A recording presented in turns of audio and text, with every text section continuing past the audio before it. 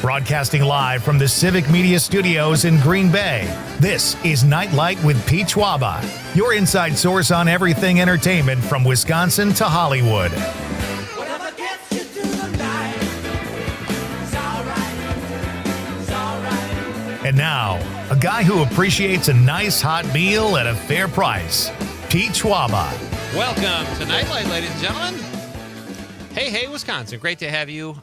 We are kicking off this Tuesday night show with this public service announcement. Conrad and I have found a way to coexist, even though the Cubs and the Brewers, I don't know if I'd say they're neck and neck. What are the Brewers up, 3 games now? 3 games, yep. Yeah. And going to be 4 tonight. And I might have been wrong. I said I don't think they're going to be able to keep this pace. And they probably won't be, but if they get ahead enough, they can still kind of slide a little bit and still have. Yeah, they're good. Well, the sweep against the Nationals was big.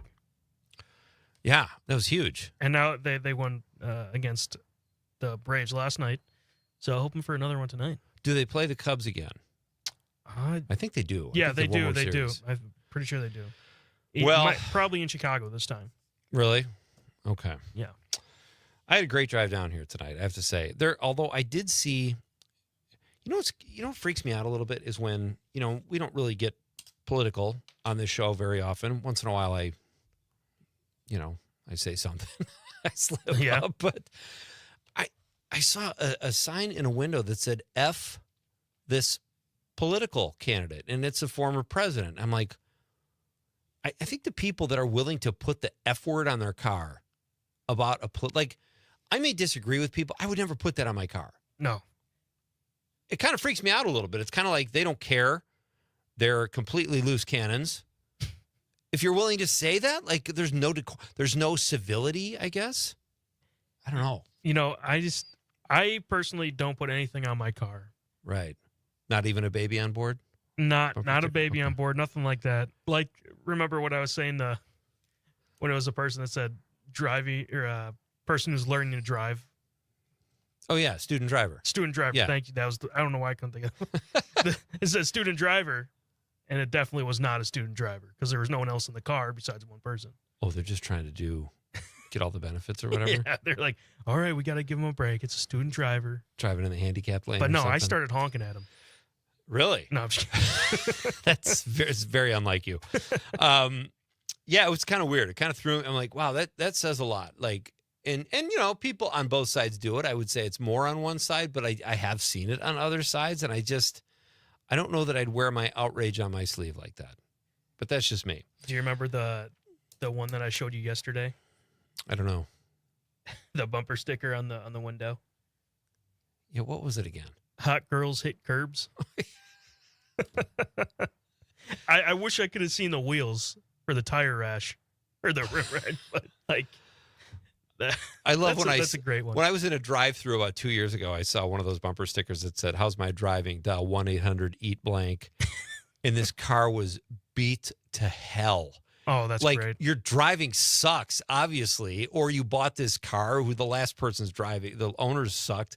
Very funny stuff. Tom from New Berlin already chiming in. Love this. He's in the 414. He says, Cubs and Brewers play 5 more games. There we go. Okay. All in Chicago. All in Chicago. So we'll have some fun with this as it gets a little closer. And Mike Clemens will be here on Friday. We'll talk to Mike about some Brewers and Cubs stuff, mostly Brewers, as we are here in Wisconsin. So you like their chances. They're playing pretty well. It's World Series or bust, Wow. And you know what? It would be fun to see, especially after the, Sean and Kelly's documentary. Sean Hadge and Kelly Calls documentary Just a Bit Outside. Because that just came out in the spring, right? Yeah. Yeah. Before this year started. So that would be kind of cool. Yeah. No, and I'm looking forward to the Brewers in the playoffs.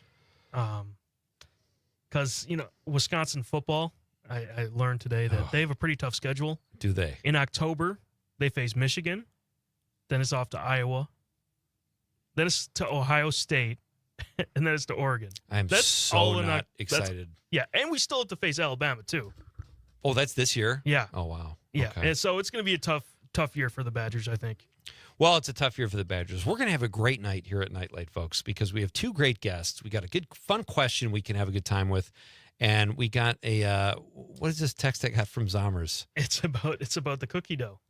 Now that this is from Aaron Zommers, occasional Nightlight producer and producer of the Todd Alba Show. He says, now that I've actually listened to it, I agree with you and Pete. Expensive edible cookie dough is very stupid. It's very stupid. There's this cookie dough place that opened up a few years ago back in Appleton on College Ave, and it's like $7 for a couple little scoops of what tastes like diabetes. It's offensive. It's the cookie dough just enough. It was a fun novelty like in the 80s, and somehow it's in everything now. You know, I was at the store yesterday, and I was tempted to buy one of those containers and set it right where you're sitting at 5. Well, do we have an oven here? We could make up some chocolate chip cookies. We have a microwave. The Midwest Express Airlines of radio. When guests come into the studio, they'll smell chocolate chip cookies. Now, there you go. Actually, that's a good idea for air freshener. Yeah, that is. And that'll get Tony Shalhoub on the show. I understand he likes chocolate chip cookies. Great guest tonight. Fun question. Great to have you with us, folks. This is Nightlight on a Tuesday edition of Nightlight. I say Tuesday has a feel. Did you stick with Seinfeld? No, I just haven't. I was watching, last night I started watching the Spider-Mans again.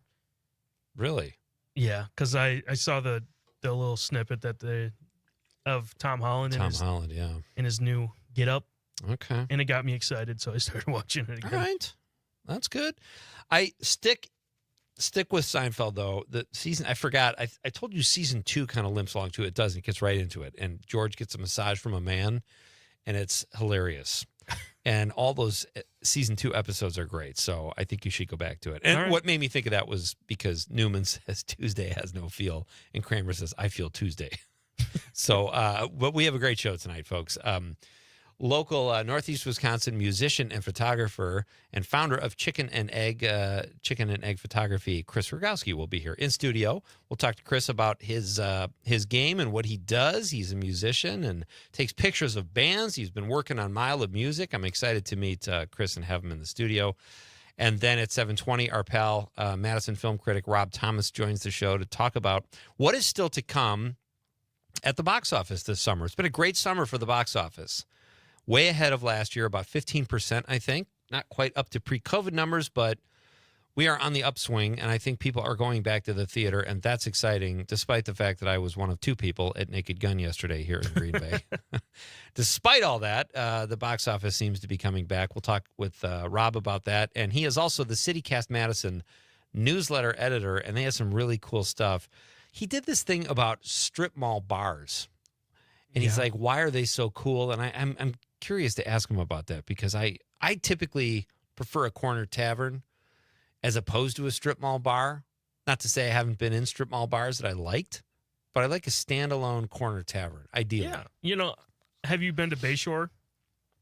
The mall in Glendale? Yeah. So I used to work at the Champs that's in the Bayshore there. Okay. And across, right in the middle, where they have a little like picnic kind of area, they had a bar in there, and it was so tempting every day. I had to walk past it. Not to have a couple pops. To go to my car, to go to work, and I was always tempted to. But yeah, it was like, it's in the strip mall. Yeah. But it always looks so nice because around it, it's some tiki, setups and stuff like that. So it looked nice. Once you get inside, a bar's a bar, but it's just, I do love the idea of walking to the corner, a brick building, stepping up 2 steps, you're in the bar. But, hey, a good bar is a good bar. We'll talk to Rob about that at 7:20. And he saw this new movie, Sketch. I'm excited to talk to him about as well. So 2 great guests. And I think without further ado, we should get to our question of the night. Let's talk about the question. Okay, question. Question. Pregunta. Question. Hey, I have a question. Questions? This question. Domanda. Question. Questions. All right. It's National Fresh Breath Day. So our question tonight is, what is the best way to tell someone they have bad breath? 855-752-4842, 855-75-CIVIC. What is the best way to tell someone they have bad breath? You can also text us on the app Or if you're watching the radio on X, YouTube, or Facebook, you can drop us a comment in the stream. Always fun to hear from you guys, and we will read your thoughts on the radio. Phone lines are open. Let us know. As usual, you know you can comment on anything we're talking about throughout the course of the show. This is Nightlight, folks. We're here for you. So I thought about this. My buddy Todd Glass, who I got to get on the show, was on Last Comic Standing, and he said his girlfriend one time told him, tell your neighbor he has bad breath. He goes, how am I supposed to do that? I was going, hey, Alan, is your ass backed up? He goes, what do you think 50 Tic Tacs taste like? Like, I mean, there is no way, no one ever tells people they have bad breath. And there's certain kinds of bad breath. It's that, you know, like really old people get that halitosis where it can permeate the whole room. And it's like, oh, God, I'm going to faint. It's such bad breath. And listen, I do intermittent fasting. That can give you bad breath. I'm not saying I never have bad breath. My wife hasn't kissed me in 14 years. I'm guessing that's a clue. I give or take 7 years. I'm kidding, but you know, like there's all like garlic breath is considered to be terrible. I don't mind garlic breath. I love knowing someone just ate garlic because I love garlic. Their breath doesn't really bother me ever. Do you like, can I get a whiff?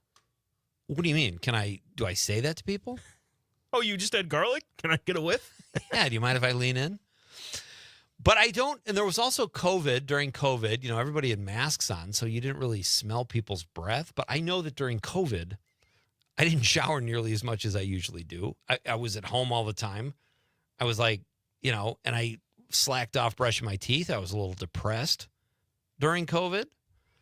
So what's the longest you think you've ever gone without brushing your teeth? Oh, I don't. During COVID, probably I let it go a little bit. Days? Weeks? Probably days. I don't think weeks. Because it was, I mean, when I was younger, probably a little longer because I didn't care as much. Okay. But I would say during that COVID, doesn't you count know, when you're a kid. during COVID, like, all that hygiene stuff didn't really matter to me. Yeah, you threw it out. Exactly. I'm like, whatever. My family, I'm cramped in this house with these people all the time. I almost want to smell bad to put them through this because they're driving me crazy. So they can go in the other room. Exactly. So that's our question, folks. And like I said, onion breath, on the other hand, is pretty bad. But garlic breath doesn't bother me. It's kind of the same thing, you know, to me. That's both. I'm like, all right, you can go away from me. Yeah. It's National Fresh Breath Day, folks. What is the best way to tell someone they have bad breath?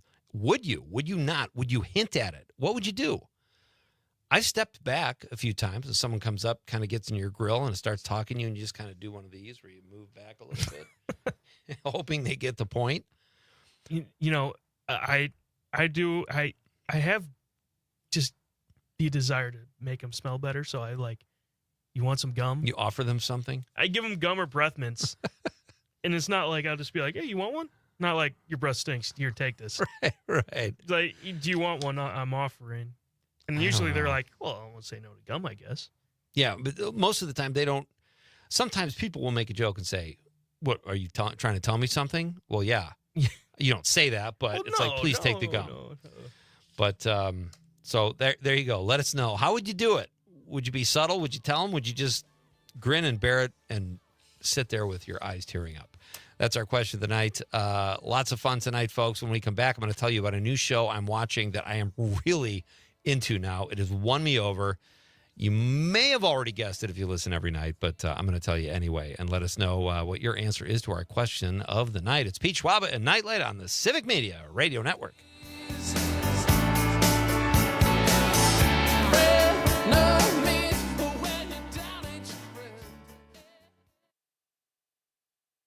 .9 WGBW and WGBW.FM. Hi, I'm Kristen Ambos, Wisconsin's #1 female loan officer for residential mortgages. Every loan is unique, and I'm committed to your financial well-being. Let's chat today at 920-606-1156 and check out my podcast, Always on Point. Hey, it's It's Amanda, and we all know that Northeast Wisconsin has some of the best events around, but trying to find them all can be tricky. So here at WGBW, we decided to do the work for you. Prevent boredom on any night by going to WGBW.fm and click events in the top right corner. You'll never have to spend forever scrolling to find out what's going on in your area. And if you got an event to share, hit us up by emailing info@WGBW.fm. We can work together to have real news and great conversation while giving you the 411 on what's happening in New Wisco.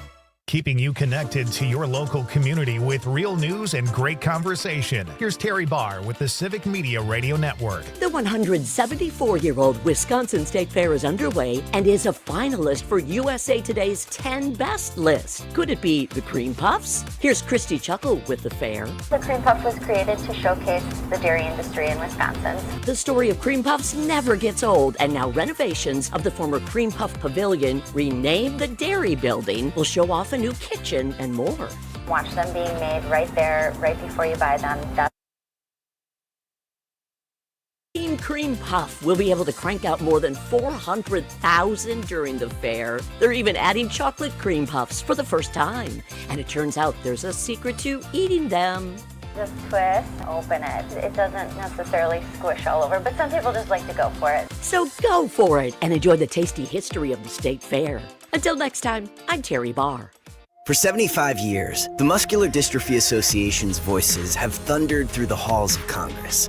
For 75 years, we've willed the impossible into existence. For 75 years, the MDA community has pushed the science, shifted the narrative, and established the field of neuromuscular medicine. And until that day, when this is all a thing of the past, you couldn't stop us if you tried.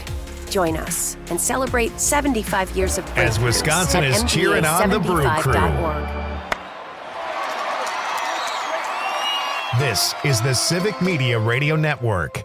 Work, work, work, work, work, work, work, work.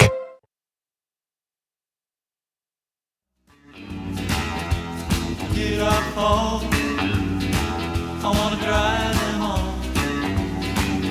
When you're feeling blue, That was interesting. thinking just of you. Welcome back to Nite Light, folks. I am Pete Schwaba. Great to have you with me on this Tuesday night. We are broadcasting live from beautiful downtown Green Bay, statewide, all over our beautiful state. The state of summer, also known as Wisconsin. Chris Rogowski will be here at 6:35. He is a Northeast Wisconsin-based photographer and musician and the founder of Chicken or Egg Photography. Let me make sure I got that. Is it chicken and egg, Con? I had this in my head all week, and now I'm here. Let's figure it out. Well, let me know. But Chris will be here at 6:35. I'm excited. He's here in the studio. He's a great guy. We're going to have a great talk about music and photography. He just did a whole bunch of stuff with Mile of Music, and he's a local guy. He's a Green Bay kid from the streets of Green Bay into the studio here at Nite Light. That'll be fun. And our pal Rob Thomas, the Madison-based film critic and CityCast Madison newsletter editor, will be here at 7:20 to talk all things Madison and movies. Lots of good stuff still coming out this summer. Rob reviews them all on his Substack at Not That Rob Thomas. So check that out as well. Our question of the night is, it's National Fresh Breath Day. What is the best way to tell someone they have bad breath? And you can comment on any thought you have about bad breath. Like, are you just the kind that's not going to say anything? Or would you say something? I've told family members, like immediate family members, I will say you have terrible breath. Because I want them to know, and I don't want them to go out in the world like that, you know? You say it just like that? It's kind of harsh. I have. We don't hold back. Oh, in our. You could just be like, hey, your breath. You could use go to the bathroom, brush your teeth a little bit. Your breath has smelled better. Let's just put it that way. But let us know what your thoughts are. 855-752-4842. Let's go to some of the social media posts. Conrad Krieger, look at this. Yeah. Just hand them a piece of gum or mint and don't say anything. Like do you force feed it to them, or do you would you like just it? kind of sneak it to them. They'll get the message. When they're talking, just try to toss it in their mouth and see if they get it. That'll work. Our pal Rich Tallarico says, say hello to them. After they reply, make the universal choking symbol, bug out your eyes, and go stiff, and fall straight backwards like a plank. For some reason, I knew Rich was going to have a response. That kind of feels like a Simpsons. Yes, it does. Yeah. Very animated. Our pal from here in Northeast Wisconsin, Amanda Nimmer, award-winning social media. Amanda Nimmer says, forcefully shoving a Tic Tac in their mouth. All right, you can't do that, Amanda. Depends with the person. Well, I will say, if there's anybody that was going to do that, I could see Amanda doing that. Yep. Okay. Ezekiel Drews, a Milwaukee filmmaker who's been on the show before, he says, slowly put a COVID mask over their face. Yeah, that'll go over well. I do that too. Sometimes I'll just try to, like, when I'm talking to them, I'll just sort of go like this, act like I'm not, like you kind of close your nose off. But I always feel like they're going to know then too. During COVID, you could definitely get a scent of how your breath smelled every day, just wearing that mask.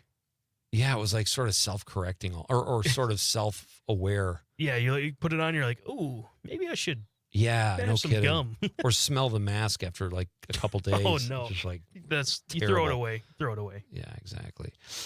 Going to the stream, Dave says, offer a mint or piece of gum. Dave, that's the civilized way to do it. And then he says, tell him straight up. He'll tell him too. I don't know if he means just his family like I do, or like probably a close friend. I would say that too. I make a joke about it, Yeah. But, Todd Alba and I have become friends. I would probably tell Todd, you have bad breath. On air? I wouldn't do that. I wouldn't tell. Have I ever had bad breath? And again, you can be honest, because I know I fast, and that can give you pretty bad breath sometimes. I didn't want to say anything, Pete, but every day. Every day it's bad. Okay. Good. Well, in that case, because what do? You go to the dentist? I know they make special gum for people who have like just rancid breath. Yeah. Yeah. I would say just have some gum on you at all times. Maybe carry a breath mint or two. And the coffee too. Like I drink coffee, and I'll tell you this, when I do intermittent fasting and drink coffee, oh man, my breath, it could probably be a weapon. Oh no. The great thing is my feet smell amazing all the time. So that's kind of offsetting there. Steve in Florida, Conrad's dad checking in kind of early in the show. Good to hear from Steve, as always. He says, if I'm talking to someone who has bad breath, I pull out my pouch of mints. Your dad keeps his mints in a pouch. And says, and first, put one in my mouth and then ask the person if they would like one too. 9 out of 10 times, it works to get their breath back on track. That's why he offers me so like many mints. Like father, like son. Come on, take a mint. Yeah, that's probably the best way to do it. But does it work right away? Does a breath mint work that quickly? I don't know. I mean, if you have those solid wintergreen ones. Yeah, those are harsh. Those will knock out your bad breath. Or like Big Red. You ever heard of Big Red gum? I don't know if they make it anymore. It was cinnamon gum, and it was really offensive. It tasted terribly. But I feel like that would do it too with bad breath. I found this new product on Instagram the other day, and it's founded by Logan Paul. Okay. And it's called Breath Death. Yeah. Did he use it when he fought Mike Tyson? It's like a spray squirt in your mouth, and it's supposed to. It gives you good breath. Yeah. Like so it's Banaka. supposed to kill bad breath. Okay. So that's why I call it Breath Death. All right. Breath Death. I like it. I feel like he needs a way to make more money too. So they kind of took a page out of Liquid Death's playbook that was kill your thirst. Oh, and this would kill your bad breath. Well, let us know, folks. What are your thoughts? What is the worst kind of breath, too? Most people might say garlic. Garlic breath doesn't offend me. I'm going to hold off on telling me my show that I'm watching, but I've just finished 2 seasons, and it's really good. Ozzy Osbourne had a heart attack. Did you know that? That was his cause of death. Oh, no, I did not. And it's amazing, like, when a guy like that has a heart attack, you go, and I'm not trying to sound crass, but the way he lived, I'm amazed that a young guy's heart can handle what some of those rock and rollers do. Yeah. In their 30s and 40s even. Such a finicky thing. All right. When we come back, folks, after the news, local artist and photographer Chris Rogowski will be here in studio for the first time. That's exciting. This is Nightlight with Pete Schwaba on the Civic Media Radio Network.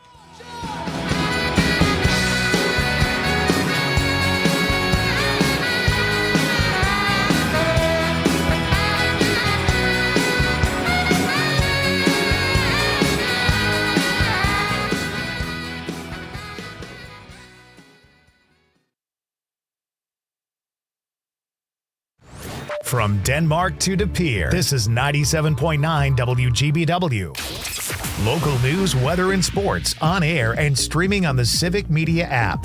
This is the Civic Media Radio Network.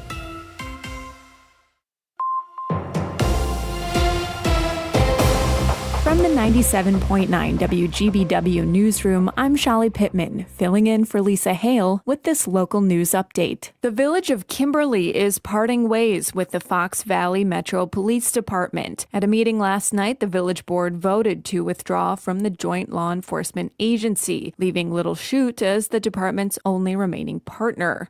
Kimberly plans to contract police services through the Outagamie County Sheriff's Office. It's a move that's expected to save the village hundreds of thousands of dollars. And Appleton-based Air Wisconsin Airlines has secured its first federal essential air service contract. Starting October 1st, the airline will fly a dozen trips a week between Parkersburg, West Virginia, and Marietta, Ohio. The 2-year deal includes more than $5 million per year in federal subsidies. The EAS program is designed to ensure that more rural communities remain connected to the National Air Travel Network, even if the routes aren't profitable for airlines. The U.S. Department of Transportation chose Air Wisconsin over bids from SkyWest, Breeze, and Contour. Air Wisconsin has submitted other bids for EAS routes in several other states. And they haven't voted in 4 years, and they didn't respond to a letter. Stuart J. Waddles has more about voter roll deactivations. More than 192,000 voters in Wisconsin have been removed from the active voter list after failing to recently take part in the process. The Wisconsin Elections Commission says it's a legally required step to make sure voter records stay current and accurate. Those who were deactivated can easily re-register at the polls if they want to vote in future elections.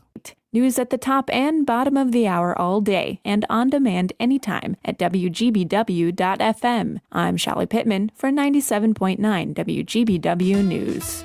On your entertainment beat, I'm Pete Schwaba. Fantastic Four: The First Steps was tops at the box office this past weekend, despite a bigger attendance dip than prognosticators initially thought. The film opened strong with $117 million last weekend, but dropped off by almost 70% to pull in only $40 million this past weekend. According to Variety, that is a sign the film has not connected with audiences beyond superhero fans. The film is sitting at $198 million domestically and cost $200 million to make. Coming in second place was The Bad Guys 2, which brought in just under $23 million, matching the original film's take on opening weekend in 2022. Audience scores were through the roof, which could mean the film will be in theaters for a while. Landing in third place with $17 million at the gate was the highly anticipated The Naked Gun. The film pulled in another $12 million overseas. Audience scores for this comedy are also strong. Superman and Jurassic World Rebirth rounded out the top 5. For more showbiz fun, tune in to Nightlight with me, Pete Schwaba, weeknights from 6 to 8 p.m. on the Civic Media Radio Network. As Wisconsin is summer weekends being spent on the lake, this is the Civic Media Radio Network. I'm meteorologist Mace Michaels. Tonight, mostly cloudy, warm and muggy, low 60 to the low 60s. For tomorrow, mix of sun and clouds, a few showers and storms around. Highs climb to the mid-80s. Storm chances gradually increase later Wednesday night and on into Thursday. It's 82 right now. Not completing high school is more of a social thing than it was an academic thing. Even though all these years have passed, I still had that longing to have my diploma. At age 30, Carissa finished her high school diploma. If you're even considering getting your high school diploma, you can do it. No one gets a diploma alone. If you're thinking of finishing your high school diploma, you have help. Find free adult education classes near you at finishyourdiploma.org. That's finishyourdiploma.org. Brought to you by the Dollar General Literacy Foundation and the Ad Council. You are never far away from your favorite radio station. We're always streaming on TuneIn and the Civic Media app. And if you missed your favorite show or game, listen to a podcast of it anytime on the app or our website, civicmedia.us. Every 15 seconds, someone is diagnosed with cancer. If it's happened to you or someone you love, the American Cancer Society can help at every step of the journey. Visit cancer.org today. Todd Albaugh. Hey, everybody, are you a little...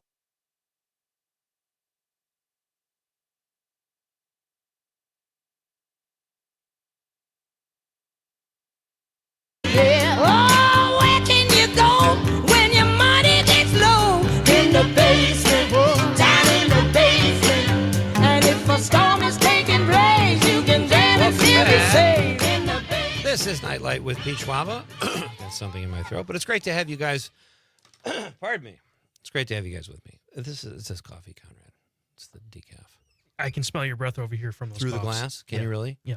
You're lucky. Can you smell my feet? They smell amazing. And I don't, listen, I wouldn't have in-studio guests if I was emanating these horrible smells. That would be rude.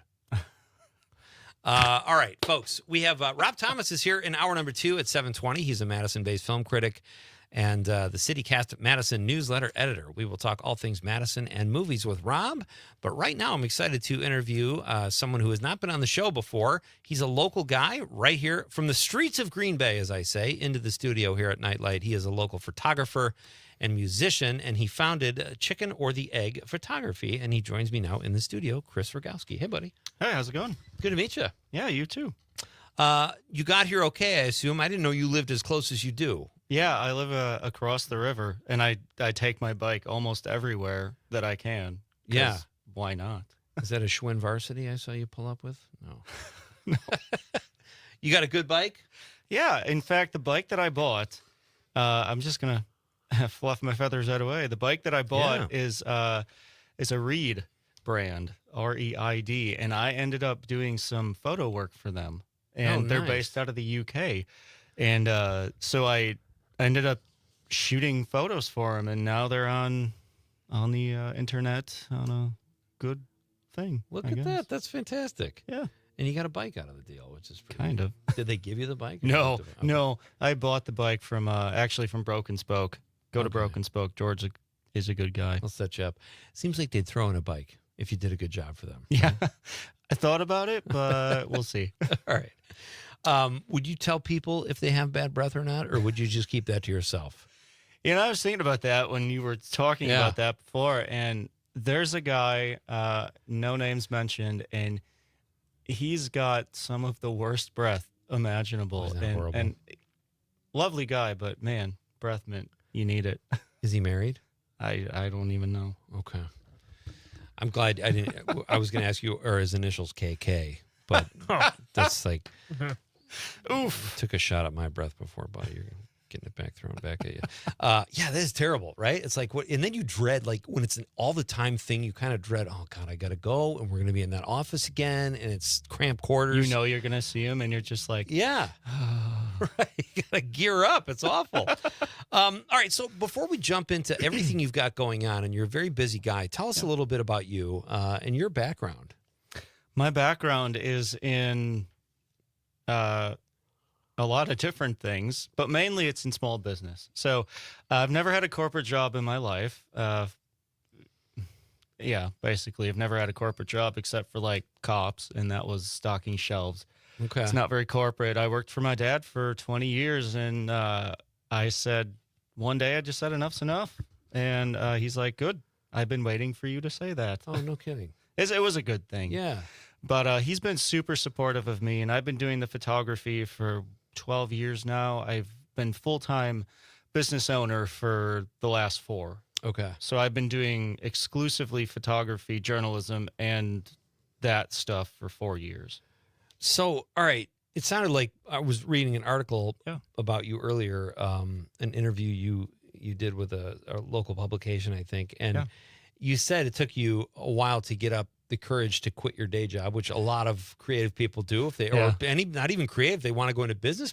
Was that the day job you had working for your dad? Yeah. Oh, okay. Yeah. It was a good job. Don't get me wrong. It was just not my thing anymore.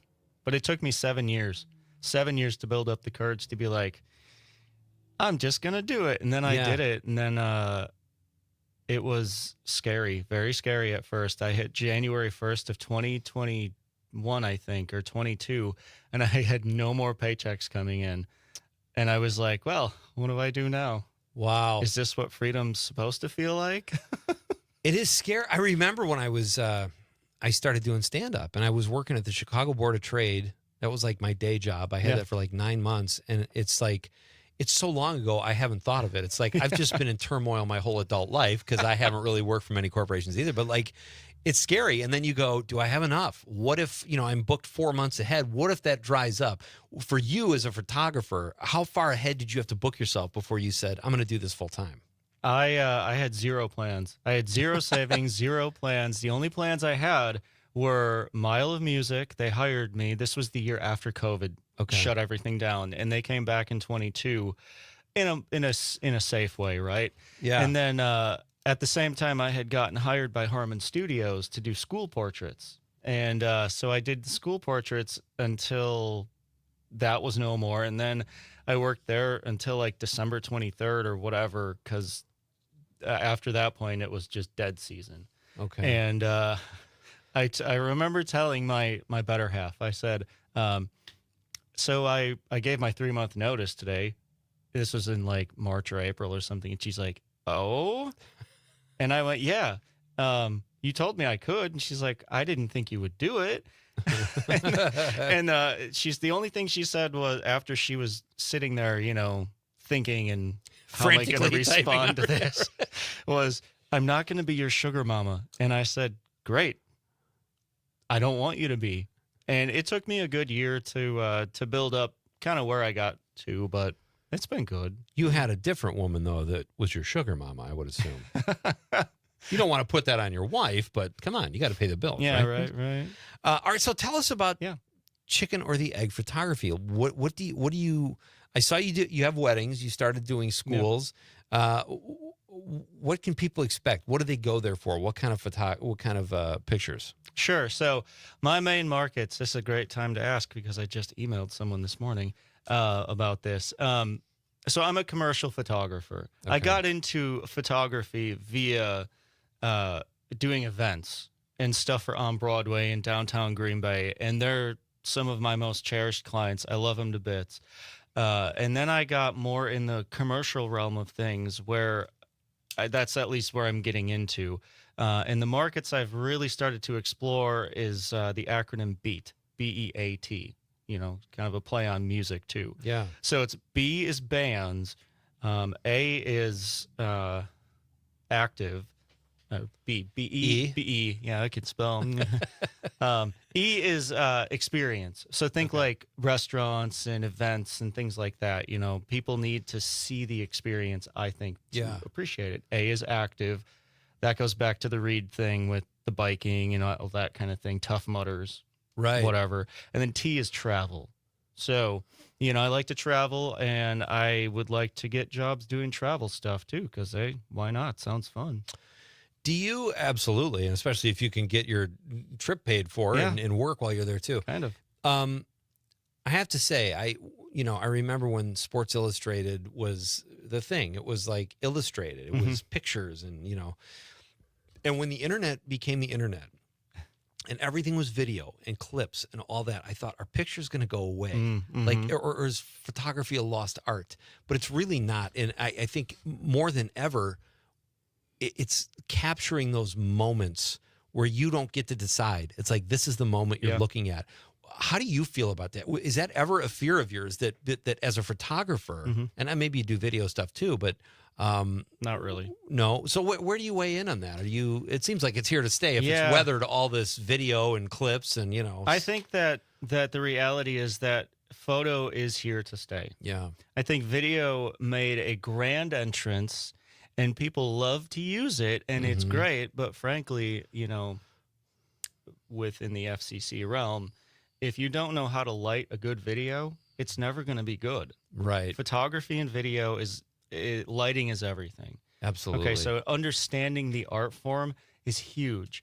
I think the other element of it is that from a reality standpoint, using a phone to capture the reels like on social media and stuff, that's an amazing way to get your brand out there. Yeah. People think you have to hire all this, now I'm going to contradict myself, but people think you have to hire all this amazing talent and quality to get these amazing reels. The fact is, people don't care about that in the reels. They want real content. Right. They want to see human to human. They don't care about actors. That's interesting. My guest is Chris Rogowski. He's the founder of Chicken or the Egg Photography, and he is a photographer and a local musician as well. We're talking to him about his photography. This article I read about you, Chris, was interesting. Yeah. I'm curious what article it is. I don't remember the name of it, but in the article, it said you started Chicken or the Egg photography after you sobered up Yeah. got off caffeine and sugar. Yeah. Would you have been able to do it if you hadn't kicked those? And how did that help you?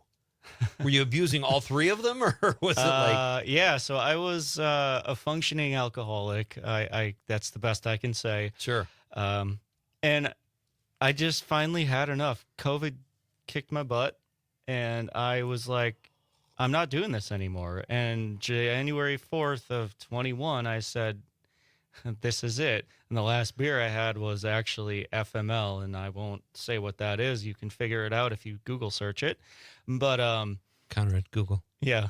Take a memo. FML beer. And so I had enough, and in 7 months I quit my job. I lost 60 pounds. Whoa. About 60 pounds. I did end up eating candy and sugar again, but that's besides the point. And I haven't had caffeine in 5 years. Is just that over 5, right? just about 5 years. And would I have been able to do it? I'm sure. Would I have wanted to? Probably not. I would have found every reason to not do it. Right. Wow. Yeah. Let me ask you this. As a photographer, when you're shooting something where you have an artistic POV or something you want to capture, those substances, does that affect your creativity in any way? Or does it just make you more hyper, or did it actually affect how you would capture something? Well, that's a good question. I haven't thought about it in that way. I don't know, but I can tell you this. I work at the sardine can, and I take photos at the bar. And just being around it as much as I am now, it really makes me realize how glad I am to not be on it. Because it really, I guess thinking about, and that's a long way of saying, it dampened my ability to think. I mean, Right. sad to say, my routine was get home, take a few shots, and, start the night off. And it's really sad to say that, but Right. I'm so glad I don't do it anymore. No, it's interesting because I went and heard the screenwriter Paul Schrader, who wrote Taxi Driver, talk. Yeah. And back in the early 2000s, I loved sitting at my computer, throwing a couple whiskeys back and writing, and I felt like a writer. Yeah. And he said, write drunk, edit sober. Uh-huh. But I've, hardly drank at all the last few years, and I find that you write better too. It's not, there's this misconception that, I'm more creative when you might think of something goofy or whatever. I'm not saying you can't, but it's why I was asking you that. I was curious. All right, so Chris Rogowski is here. He's the founder of Chicken or the Egg of Photography, and he is a local musician as well. I'm going to talk to him about some of the work he did for Mile of Music, and we'll talk more about his process too, because you have a photojournalistic background as well. Mm-hmm. So we'll talk about that as well. All right. And our question of the night, folks, you can still get in on the fun. It's National Fresh Breath Day. What is the best way to tell someone they have bad breath? Or what is the worst breath? I love garlic breath. It's Pete Schwaba. We're coming back with Nightlight, and you got the Civic Media Radio Network. Tonight, make that highway run. You don't have to call me lieutenant. I don't want to be your son. The only lover I'm ever gonna need, a soft, sweet little girl's tongue.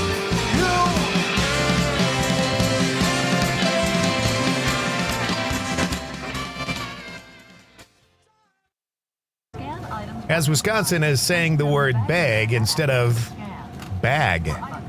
This is the Civic Media Radio Network. Appleton Cigar Company on College Avenue has been serving the community for over 25 years. If you are a cigar aficionado looking for a one-of-a-kind experience, you need to check out Appleton Cigar, which boasts the largest selection of cigars north of Milwaukee with over 706 cigars to choose from in a walk-in humidor. The Cigar Lounge offers an impressive variety of spirits and cocktails that pair perfectly with a premium cigar. For the full experience, come to Appleton Cigar at 415 College Ave, Monday through Saturday, 11:30 a.m. to 10:30 p.m. For more information, go to appletoncigar.com. My part-time service in the Army National Guard makes it possible for me to be more for the community I call home. My training helps me at work when I lead by example. My service in the Army National Guard allows me to keep my community and those I care about safe from threats. Learn more about how you too can live and serve part-time close to home by visiting NationalGuard.com. Sponsored by the Wisconsin Army National Guard, aired by the Wisconsin Broadcasters Association and this station. Doctors Without Borders is delivering life-saving medical care where it's needed most in communities around the world. From bandaging war-wounded patients in Sudan to providing clean drinking water in Haiti, we're in more than 70 countries worldwide, bringing patients from sick to recovering, from emergency to aid, from crisis to care. This life-saving care is made possible by a global movement of supporters like you. Thank you. The Elder Care Locator is here to help you live your best life as you age at home. Our call center advisors are ready to connect you with trustworthy local experts. Help is just a phone call away at 1-800-677-1116. Missed your favorite show live on air? It's easy to find what you enjoy wherever you listen to podcasts, including Spotify, Apple, and Google Podcasts. And we're always streaming on TuneIn and the Civic Media app. Your local Civic Media radio station is your source for real news and great conversation, plus fun and exciting contests. For a complete list of contest rules, log on wgbw.fm/contest-terms. As Wisconsin is summer weekends being spent on the lake, this is the Civic Media Radio Network.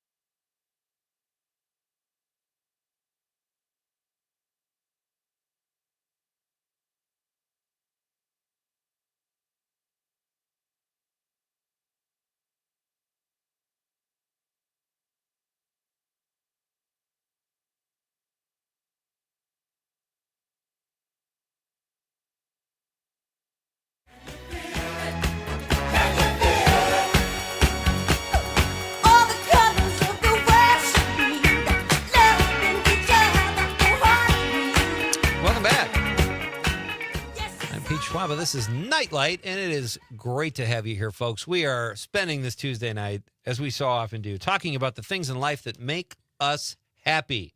Conrad, you know what I'm talking about. Oh, yeah. What are bad they? breath? Bad breath, movies, TV. They all go hand in hand. If you watch a lot of TV, if you're a couch potato, you can have bad breath. That's the beautiful thing about it. Popcorn doesn't give you good breath, does it? All that butter? No.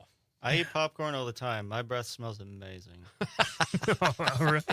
We'll take your word for it, Chris. That is the voice of Chris Rogowski. He is a Northeast Wisconsin-based photographer and musician and the founder of Chicken or the Egg Photography here in Green Bay. He's a kid who lifted himself up from the streets of Green Bay. I love to say that. I used to say that about Tiger Woods because people would say just because, like in my neighborhood in Chicago where I grew up, people were just like, you know, when Tiger Woods went pro, and this is a true story. Yeah, it could be tough for a young black kid like that joining the tour. A lot of cultural differences. I'm like, he's a golfer. You think he's carrying his clubs around the streets looking for pickup games? Like, what are you talking about? This 9-iron's going to hit your head. Yeah, right. So you're from the streets of Green Bay, though, and you've picked yourself up. So, all right, Chris, what did you do for Mile of Music? You said you were busy with that. You're editing stuff, just shooting pictures or video, or so I'm on the Mile of Music photo team. I have been for the last 4 years. Yeah. So I'm officially associated with Mile of Music. Kim's a lovely person. Thank you, Kim, for believing in me all the time. We don't know Kim, do we? Probably not. Con? Kim Mothy? Yeah. Oh, Kim Mothy. She was on the show. Oh, okay, perfect. I was thinking Abby Novak, but Kim was on the show last week. Okay, Kim's awesome. Okay, just regard my comment. You probably don't know her, but she's a great person. Love her to bits. Yeah. But I was shooting photos for the festival and bands, people, all that kind of stuff. And actually, I just got done editing them right before I had to leave for this. Wow. And they're uploading, right? That's like 1,000, 2,000 some odd photos just done in 2 days. And that's crazy. And you said you walked like 34 miles. Yeah, just over 34 miles. And I saw a cat. This is the first time in mile history I've seen a cat. Someone was holding onto a cat while they were listening to a band, and the cat was just chilling. Why is that so weird? People, no pets allowed? I've never seen someone hold a cat like that. Did you take a picture of it? I did, yeah. It was adorable. So what do you do with all these pictures? Does it go to the Mile of Music website or downtown Appleton, something like that? Yeah, so they all go to Mile of Music. So because I'm shooting for them, and then I use whatever I want out of that for my website, for promo, talk to bands, things like that. Yeah. We had a lot of fun talking with Kim. I think it was probably last Tuesday or Wednesday, and it's so much work. But what is that like? You're a musician. What is that music festival like? I mean, we've got our share of music festivals in Wisconsin, but what's Mile of Music do for you as a musician? As a musician, it really it's like the number one way of connecting to other musicians. Okay. And it feels that the collaboration that's there and the cohesiveness between musicians, whether you're a folk artist or a metal artist or whatever, like everyone is there and you're connected and you all just chit chat. Yeah. I mean, I've met people who have formed relationships and been, gotten together as boyfriend, girlfriend, or whatever because of Mile of Music. It's just an amazing thing. So are there bands or genres of music that are more exciting to shoot, like some rocker running around or a folk artist because they're so still? Like, what gets you jazzed? There was a guy, Ben Katzman and the Degreasers or something like that. And he was such a fun guy to shoot. He was just all over the place, moving around, everything else. And it was just exciting. And then there was a couple others that were nice. I like the folk ones too. You get to like chill a little bit, and then they got two poses. And I'm on radio, so you can't see me, but imagine someone hunched over and someone not hunched over, and that's all you get, right? So, yeah, I don't know. It depends. What do you want to see? How about that? Yeah. So have you ever performed there as a musician? I did. This is the third year. No kidding. Yeah. So I don't know. I must be the only one in Mile history now, 12 years, who's double-fisted it, so to speak. I did photos and music. Okay. And it's been fun. So you got 2 gigs there almost, or 2 things you got to stay focused. In fact, I have to go to the bank and cash a check. Wow. All right. How much do you make a year, Chris? No, I'm just... Yeah. All right. After expenses. So what would you tell people? Like, I've never been to Mile of Music, but I've interviewed people here. Each year I've been on the air. Yeah. And I've heard, Atwood Music in Madison, obviously Summerfest. Mile of Music has become this huge thing. What if someone hasn't been there, why should they go? What will they come away with? They should go to Mile of Music because it's the only festival, in my mind, that you can get so many different experiences in one setting. And it's literally a mile of music. You can walk into multiple venues. And it's all free. Yeah, that's really It's completely free, funded by sponsorships and everything else. And that's huge. I mean, any other music festival, you're paying buco bucks to get into. Yeah. And you get to meet the musicians. You get to talk to them. It's not Summerfest where you're, in this tiny little Summerfest area. It's just a good time. Are there more genres typically represented at Mile of Music than others, or is it a pretty good variety? I think it's a decent variety. Okay. There's folk, rock, creative, all that kind of stuff. It's just a bunch of different things that you're probably not going to get at an average festival. What do you play? What's your genre of music? Rock. All yeah, right. Age of Fables, the band. We'll talk more about that. We're gonna do we'll do the news here, then we'll come back for Act 2. Yeah. Bridget in the 818 is answering our question tonight. She says, other than a breath mint, and insist they take. I think she meant offer. Offer them a breath. It's like, wait a minute. Well, that happens. It happens to me too. Thank you, Bridget, for the text. Tom says we'll read Tom's text after the intermission as well. All right, Chris Rogowski is here, folks. He's going to spend a few more minutes with us when we come back. Rob Thomas is here at 7:20 in hour number 2. We're going to break here for intermission. We will be back with Act 2, and we'll recap everything we've done so far, and there will be a test. I'm Pete Schwaba, and this is Nightlight on the Civic Media Radio Network. Never to be mine, no matter how I try. If it happens in Wisconsin, filter out. Local news and timeless hits. WGBW, Denmark, Green Bay. ABC News, I'm Stephanie Officer. When it comes to who the heir apparent is of the MAGA movement, President Trump said today it is likely his Vice President, J.D. Vance. It's too early, obviously, to talk about it, but certainly he's doing a great job, and he would be probably favored at this point. The remaining hostages captured by Hamas are also suffering from extreme malnutrition. It's led the Israeli government to consider a plan that would occupy Gaza indefinitely, even after the fighting stopped. But the family members of the hostages say something needs to be done immediately to get them home. Eyal David, brother of hostage Avitar David, addressed the UN Security Council today. They only have days left to live. Days. That is how urgent that is. They have each lost nearly half of the body weight. My little brother now weighs only around 40 kilograms. That's just around 90 pounds. This is ABC News. Connecting audiences, powering brands. This is Civic Media. Learn more at civicmedia.us/advertise. From the 97.9 WGBW Newsroom, I'm Shali Pittman, filling in for Lisa Hale with this local news update. The village of Kimberly is parting ways with the Fox Valley Metro Police Department.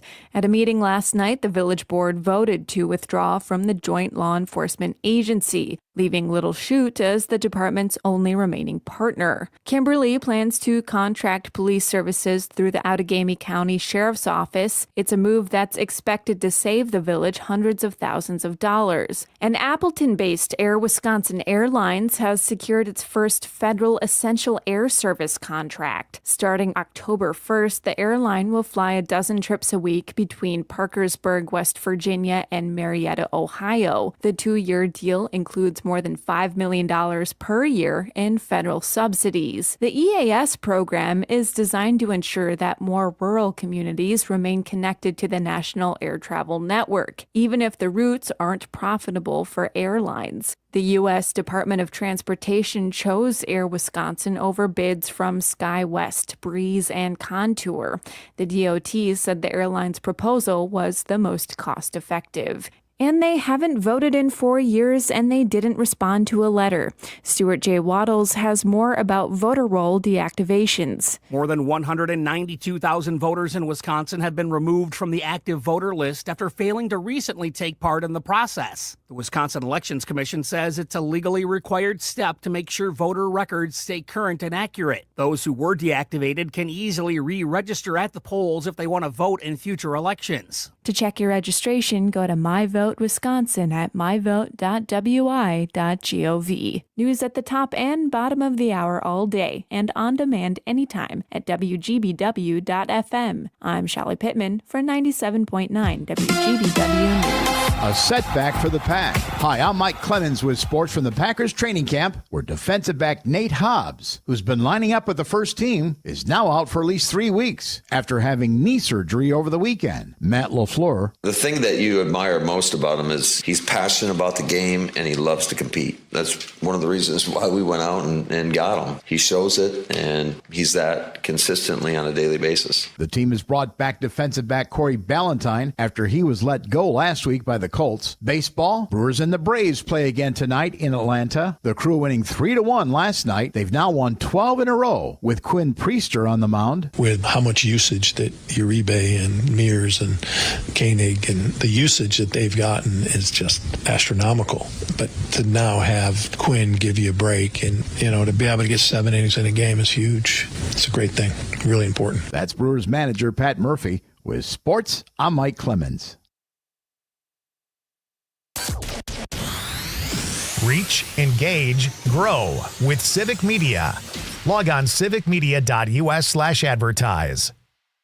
I'm meteorologist Mace Michaels. Tonight, mostly cloudy, warm and muggy, low 60 to the low 60s. For tomorrow, a mix of sun and clouds, a few showers and storms around. Highs climb to the mid-80s. Storm chances gradually increase later Wednesday night and on into Thursday. Currently 81 degrees. Jane Matnair and Greg Bach. Coming up on this show, political consultant Joseph Heckey will join us. We're also going to talk tariffs and so much more with Derek Van Ruden and wrap it up with This Shouldn't Be a Thing. Join us. Matnair on air, weekday mornings 9 to 11. Mommy, can I sit in the front seat just this one time? Please, please, please. No, not yet. But why? Because I love you, and you're just not ready yet. Now, get in the back so I can get you in your car seat, please. Putting your kids in the right seat for their age and size is an act of love. Check that your kids are in the right seat at nhtsa.gov/the right seat. Love protects. A message from NHTSA and the Ad Council.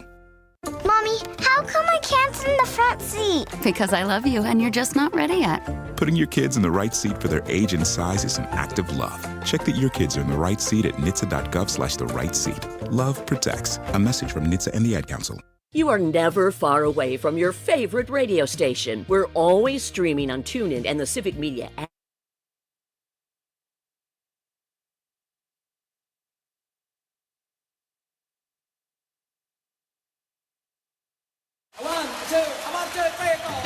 Broadcasting live statewide from the Civic Media Studios in Green Bay.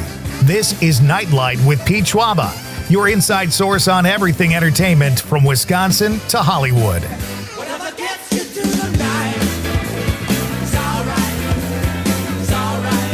And now, a guy who's had a paper route for 25 years but never collected, Pete Schwaba. You don't have to collect. It's on me, folks. Your daily news here. I'm Pete Schwaba. This is Nite Light. Welcome back. We are kicking off Act 2 on this outstanding Tuesday Wisconsin summer night. My guest at the moment is Chris Rogowski. We will get back to Chris in just a minute. He is the founder of Chicken or the Egg Photography and a local musician and photographer. So we'll jump back into that. Rob Thomas is here at 7:20 talking movies and what we can still expect at the box office as the summer goes on.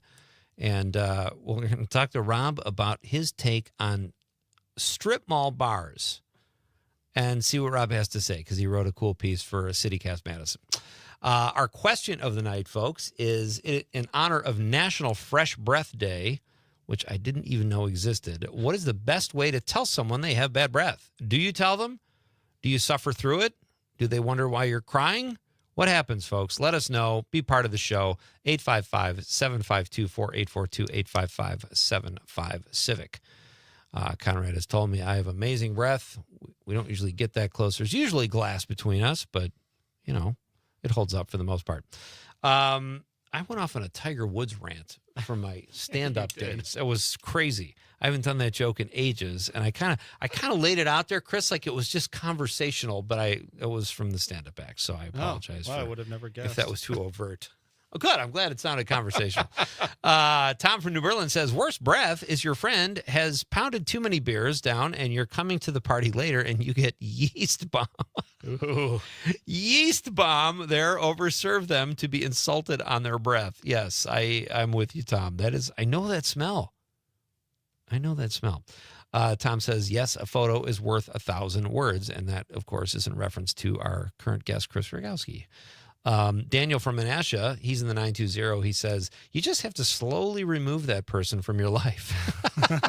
Offering a mint will only hurt their feelings. That's true, and it's a quick fix. That's just a Band-Aid. Yeah. I like where Daniel's going with that. And I've seen Daniel's work.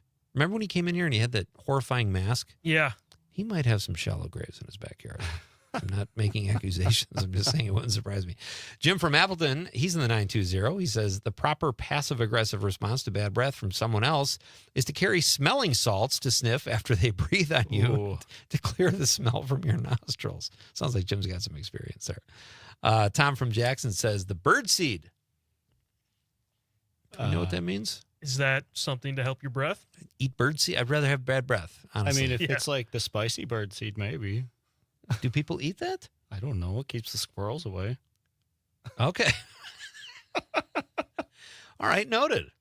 That's Chris. I'm so glad you're here for reasons other than that. But we are starting Act 2 here, and Chris Rogowski is here. He's the founder of Chicken or the Egg Photography here in Green Bay, and he is a local musician and photographer. So you have a photojournalist background. Is that a different kind of photography than, say something like, do you ever, let's start here. What is your favorite thing to shoot? If you have one. That's a good question. Years ago, it would have been bands. And it still is bands. But I think my favorite thing to shoot is whatever I'm getting in the moment. Okay. I know that's really ethereal, but I don't really have a favorite per se. You know, some people really specialize in one thing, and like I said before, the beat thing. So I just like whatever's in front of me usually. That's a good answer. Yeah. Do you ever go out seeking to shoot things? Like it's a kind of a hazy night. Maybe I could get a good sunset or sunrise or people frolicking on the beach or something like that. I have done that. I when I very first started in photography, I was big into nature and sunrises and stuff. So I'd always go to get the sunrises and sunsets and things like that and nature things. But, you know, ever since being in photography full time, like I don't go out intentionally now these days because I need a break from the camera. Sure. Usually, at least. And you do commercial stuff too, Yeah. which keeps you busy, probably Yeah. pays the bills. A little bit more than free. Yeah, right. And so have you ever captured anything where it's like, it just happened and you're like, oh my God, this is the coolest thing ever? Has that ever happened like unintentionally where you've captured a really cool shot? Yeah, actually, we were in India and I captured this scene outside. We were in the bus and doing on this tour, and I captured the scene of 3 guys with a newspaper, all reading it, and then immediately I was watching them as we were going by. They looked up and they looked at each other and they started laughing, and it was this like beautiful image of, oh wow, you know, not something you'll ever get again. And I think that's to your point about photojournalism. Like that's really what I aim for, is that moment you will never get again. Yeah. And then not editing it. You know, what you see is what you get, other than, you know, upping the contrast or something. But I hate post work. I absolutely hate it. If I can avoid it, I will. All right. So that was my next, and I know exactly what you mean. Like when you capture something that you, like if I'm looking at the photograph, I can put myself there. Yeah. Or I can anticipate almost what they're saying. It's like a movie that you lose yourself completely in. That was one of my questions too. The shooting part, point and click. I'm sure I know more goes into it than that, but the That's about editing it. part, just like movies, it can be really tedious. But what's less fun for you and what's more fun? I think it depends. You know, if it's a project where I know there's going to be a lot of editing, I will probably aim to enjoy both parts. Okay. If it's something like Mile of Music, where I'm like, I got thousands of photos to edit here, and I know that they're not going to use all of them, I don't pay attention to every single photo with intricate detail, but I still make sure they look good. Of course, I don't want to send them junk. Right.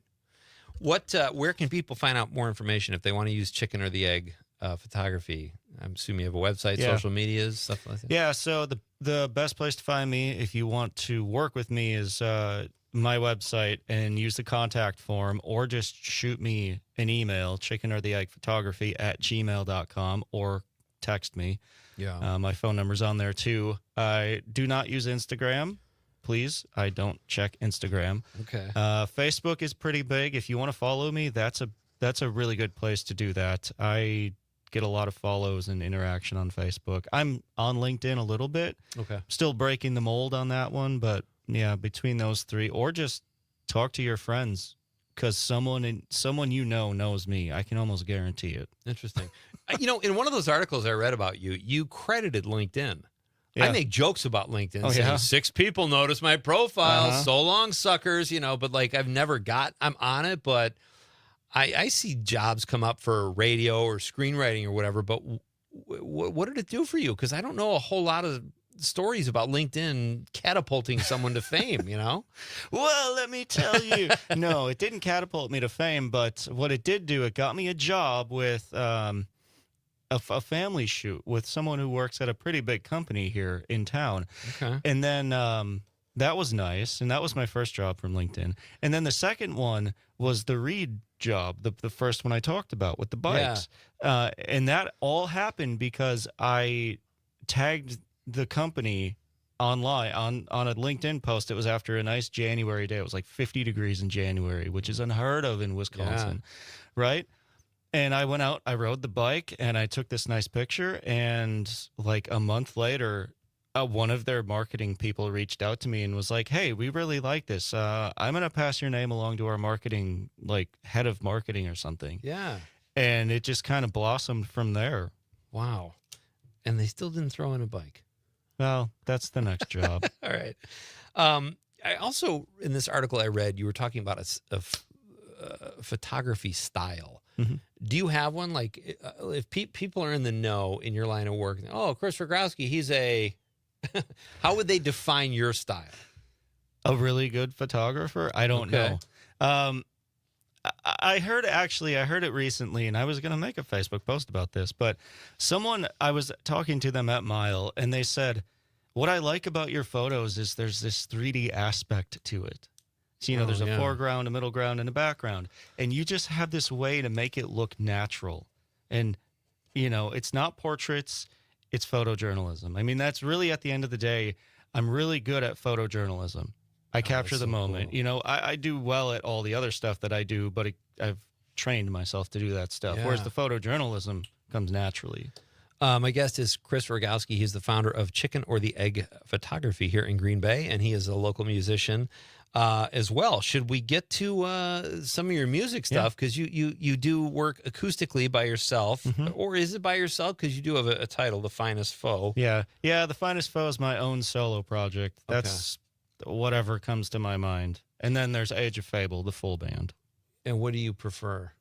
Both. My bandmates are listening. I like both. I hate having to split the check with them at the end of the night. But so what kind of music is that? The Finest Foe is like acoustic, 90s alternative stuff, and covers. And then the full band is a good old rock band, and we will melt your faces. Sweet. Progressive rock? Yeah. Yeah, how'd you know? Because you looked it up? You said melt your face. It probably is in my subconscious too. But what? Is that all original stuff? Yeah. So we've got an album out right now. It's going to be. Hopefully we're going back in the studio pretty soon to record some new stuff with the new guys. But yeah, it's going to be fun. That's all. We have to play next time you come back. Yeah, well, hopefully I'll have it on hand. I hope so. I know sometimes when a bunch of long hairs get together, sometimes they break up. So. Yeah, right. Well, we took the dreaded photo, and no one's left yet. So right, that's good. Chris, what are you watching on TV? You work hard, you edit photos, you shoot photos, you're playing music. When you sit down at the end of the day, what are you watching? If it's not Lord of the Rings or The Matrix or Batman, it's Agritsuko. And that's what you mentioned that during the break. Yeah, Agritsuko, and it's a super funny anime. It's on Netflix, but it's just funny. I mean, it's this little like red panda girl who works in accounting and loves to do metal screaming karaoke. And the switch between Agritsuko and Retsuko, I think is the character's name, and then the screaming guy, it's wonderful. For someone who I've never really watched anime, and I'm intimidated by it because I don't So know. am I honestly, I like animation. Like I watch, The Simpsons, Family Guy, whatever. But what is it about anime that? Why would you tell me to watch it? Frankly, I watch whatever Melanie puts on. Is that your better half? Okay. I apparently have a Netflix account, and I don't know how to use it. Okay. So it's funny. I'm a tech guy who doesn't use Netflix or anything. Interesting. Yeah, whatever she puts on, we watch, and it's usually good. All right. Well, that's good. So she puts it on. If you don't like it, you just space out and kind of Say, at least I eat my pineapple and don't do anything else. And Netflix is only like $2,000 a month now, so that's not bad. Right. Hey, this was fun. Thank you. It's been great to meet you, Chris, and continued success with all your photography and music. And come back and play sometime, and let us know where you're playing too. We'd love to. Well, you know where to find me. Yeah, for sure. All right, Chris Rogowski, ladies and gentlemen. When we come back, Rob Thomas is here, our favorite Madison-based film critic. We'll talk all things Madison and movies with Rob, and we'll read your texts. Send us a bad breath text. Text it with bad breath. Breathe on the text and send it in. It'll permeate the interwebs. All right. It's Pete Schwaba and Netflix on the Civic Media Radio Network. Can't take my eyes off you.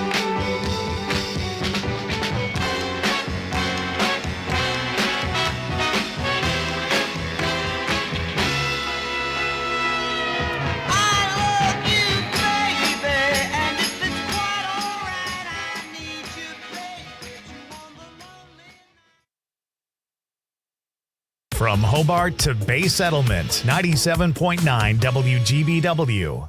Ladies, if you've been looking for an opportunity to learn how to defend yourself, here's one now. It's Amanda with another new Wisco 411 for you, brought to you by Area 509 in Appleton. And this Friday from 11:30 to 1:30 at Family Shooting Academy in Green Bay, you can register for a women's personal safety class. You're going to learn 5 powerful situational awareness tips to avoid threats, critical steps to keep yourself safe, and how to mentally and legally prepare yourself. Best part, this class is free. Sign up now. Head to WGBW.fm and click events.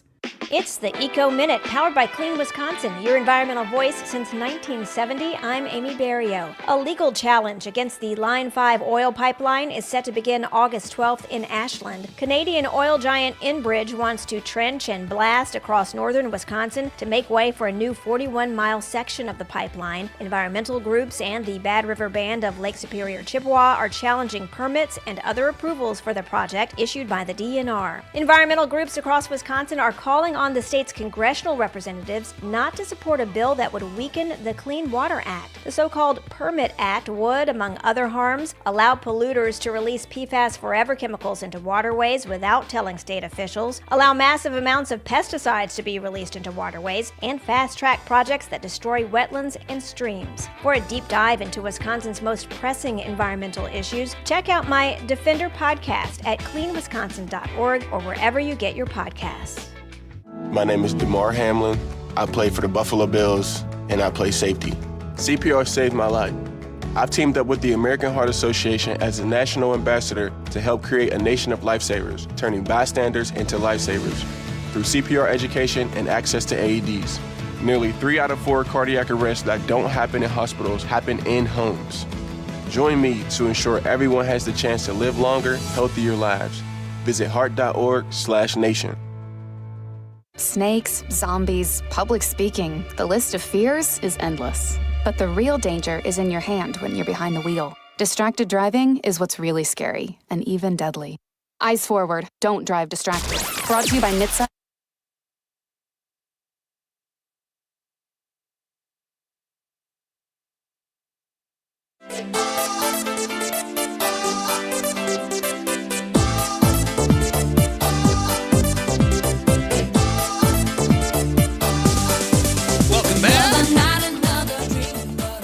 Was like the first song we played, the bumper tune.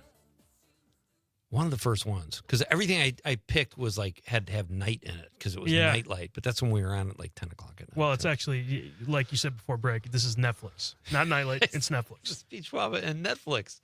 I would kill to be Netflix. Yeah, right. They own everything. Our question of the night, folks. You still have time to get something in. It's National Fresh Breath Day. What is the best way to tell someone they have bad breath? Would you do it? Would you ignore it and bear it and just let your eyes well up with tears? What do you do? And our next guest would not know anything about this because he has about the freshest smelling breath I've ever. And within 10 feet of the guy, you know he has great breath. And he is also a film critic in Madison. And he is the City Cast of Madison newsletter editor and does fine work there. You can also follow his Substack at Not That Rob Thomas. That's a lot of stuff Rob's up to, Conrad. Yeah. Yeah, he's a busy guy. And he joins us now here on Night Light, as he so often does. Hey, buddy. Hey, Pete. How are you? I'm doing well. How are you? I'm good. My breath is fresh down here in Madison. How do you do that? What's your secret, Rob? I don't know. It's a good question. I don't think I could tell somebody they had bad breath. I might just suddenly give them like a mint Oreo or something and try and subtly improve the quality of their aroma. I've been known to fake an injury and just go down, and then it's like, I take a knee, and then they don't know, they're none the wiser. Or a good head fake too can get you out of some. There you go. Some bad breath radius. Hey, how are you, Rob? Are you having a good summer so far? Yeah, the weather's been great down here in Madison after kind of a hot, sticky June and July. Usually it's the reverse, so it's been great. Yeah, movie wise, I feel like we're kind of over the summer movie season, and the stuff coming into theaters is kind of low key, I think, and right. Yeah, there's not. Do you have any intention of seeing Naked Gun? I would love to. I was actually going to go Sunday night, and then it was just so nice out. I went and rode bikes with my daughters, which was awesome. Oh, that's tough to pass up. Yeah. But yeah.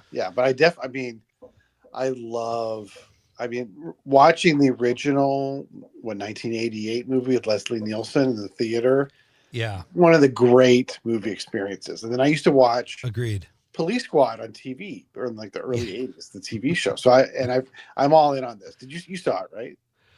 Listen, Police Squad ran for like maybe a half a season in the late 80s. 6 episodes. Yeah. Yeah. And I'm like, that's one of the funniest things I've ever seen. And then it made a comeback, but I thought it was gone forever. And I thought it was so like when he looks in the telescope and he says, or not the telescope, the microscope, he says, I don't have to look at DNA samples. He says, I don't see anything.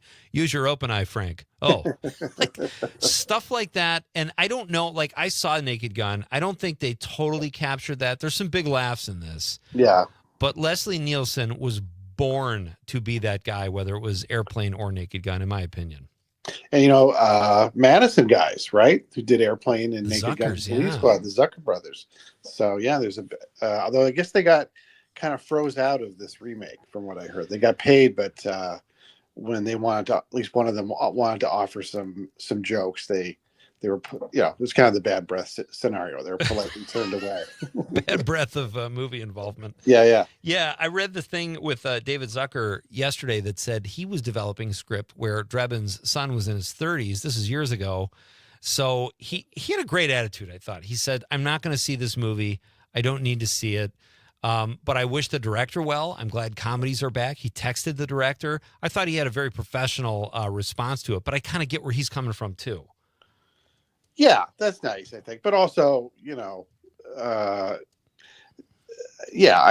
mean, I think I understand the need for the new writers and directors to do their own thing rather than lean on those guys. And one of them passed away, Jim Abrams. But right. But every generation gets their own Frank Drebin, I guess, right? Exactly. Yeah. And Neeson's good, but he's just too much of an ass kicker, I think. And it's like. I don't know. But anyway, there's some good laughs. I'd be curious to know what you think if you ever, decide to check it out. Yeah. Let's talk about Sketch. You reviewed the film on your Substack. You liked it a lot, and you said it was better than like Harold and the Purple Crayon. Tell us about Sketch. Yeah, it opens. I think it's having sneak previews tonight, and then opens wide tomorrow. And when I saw the trailer, I thought, oh, this is like one of those, power of imagination family films and like the Harold and the Purple Crayon movie, or there was one called If last year about imaginary friends with Ryan Reynolds, and they're just so like, I don't know, just so forced whimsy and like but this one I thought was pretty fun. It was about this girl, probably 10, who is an artist, and she's mourning her mother's passing, and she gets out all her negative emotions by scribbling in her notebook and drawing all these monsters and horrible for a 10-year-old images and stuff. And her dad's cool with it, and like, however it works, however you're processing things, that's great. But then there's like a magic pond, which most properties have, I think, right? And it's all how you look at it. It is. I mean, it's a perk on the real estate listing. And all the monsters come to life, and they're all like, they look like they're hand drawn or paper mache, and start terrorizing the town. So it reminded me a lot of Gremlins or The Goonies, those kind of 80s movies that they're kids movies, but like not for too young kids. They might be a little scary. It moves fast. It's really funny. The adult performances, I think, are great.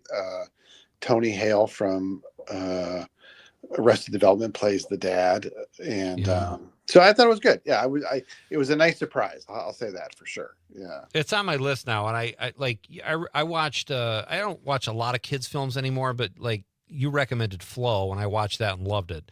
And this has the same type of feel. Like I'll probably check this out just because it seems different, and it's getting a 97 on Rotten Tomatoes with like 30 that's crazy. reviews. Wow, which is really good. Yeah, I think people. It's a fun one. All right, Rob Thomas is here, folks. We're going to do a quick break for news, and we are coming right back. And he broke down the movies so far this year. We'll talk about that and cool bars in Madison. It's Pete Schwaba and Night Light on the Civic Media Radio Network.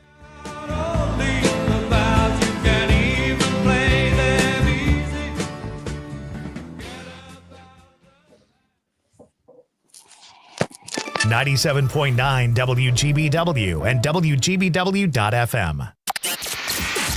Come work with us. Civic Media has a number of great jobs across the state. Open now at civicmedia.us/careers. ABC News, I'm Stephanie Officer.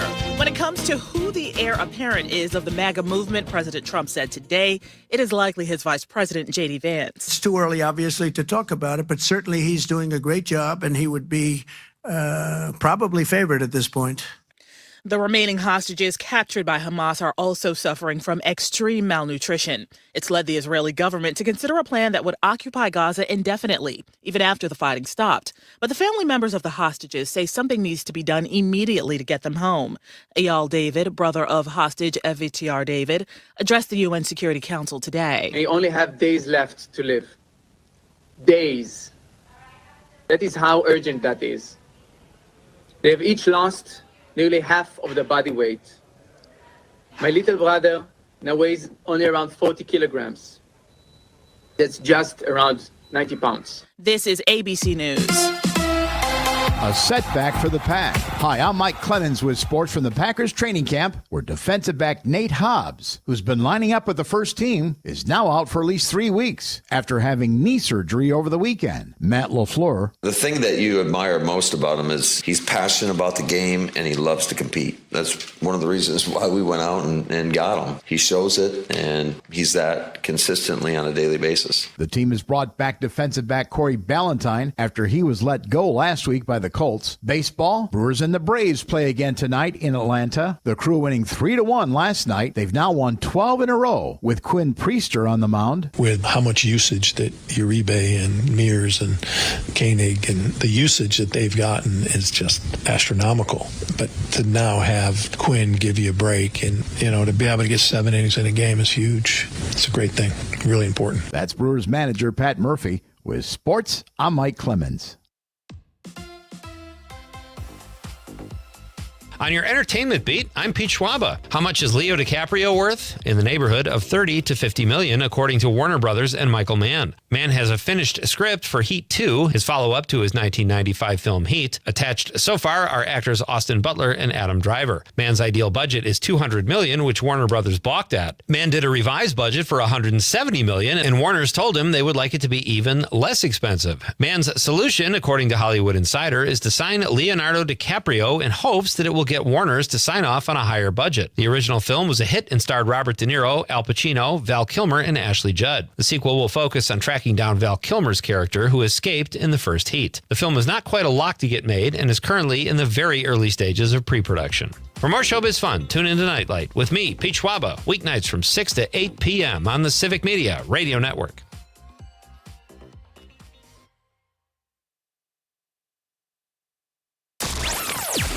Join the family. Civic Media has a number of great jobs across the state. Open now at civicmedia.us/careers.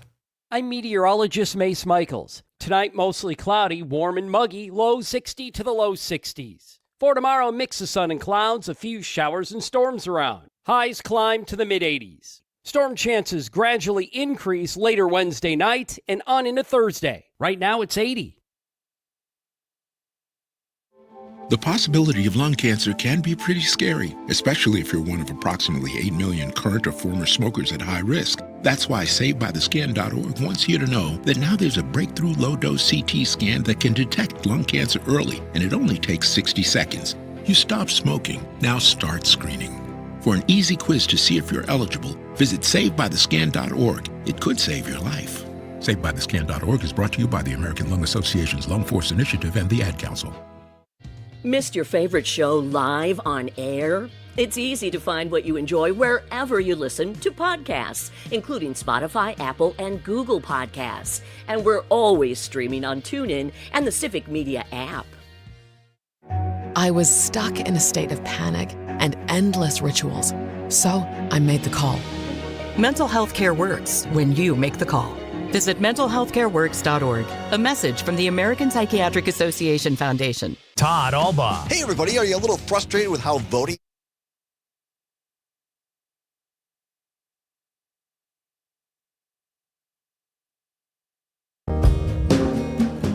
Oh, you've been on fast train, and it's going off the rail, and you can't come back. Can't come back. Welcome back, folks. This is Pete Schwaba and Nightlight. That song, you probably don't know this, Con, was featured in the show The Wire. What I'm very excited about, I think it was the end of season 3, there was this great montage they did. And Dan Schaefer is coming on the show next Thursday. We're going to have a special Wire talk because he loves The Wire. Political consultant here at political guru here at Civic Media, Dan Schaefer, will be here next Tuesday. Tomorrow night on the show, Northeast Wisconsin filmmaker Craig Knitt will be here in studio, and Deandra Marie, a local singer-songwriter, will be in the studio as well, singing. So it's kind of a Northeast Wisconsin theme tomorrow night. Yeah. Our question tonight in honor of Fresh Breath Day is... what is the best way to tell someone they have bad breath?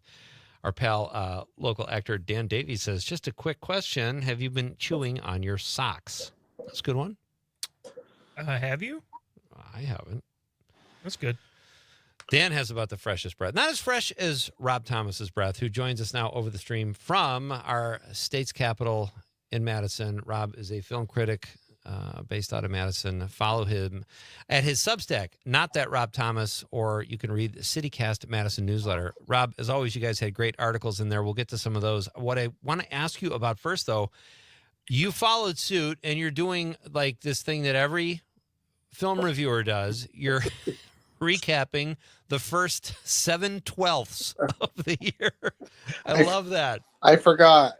That's so cliche. Everybody Rob. does. Everybody does the first half, and then I was like, "Oh yeah, I guess I should have done that." I was on vacation around New Year, 4th of July, so I did the first 7/12.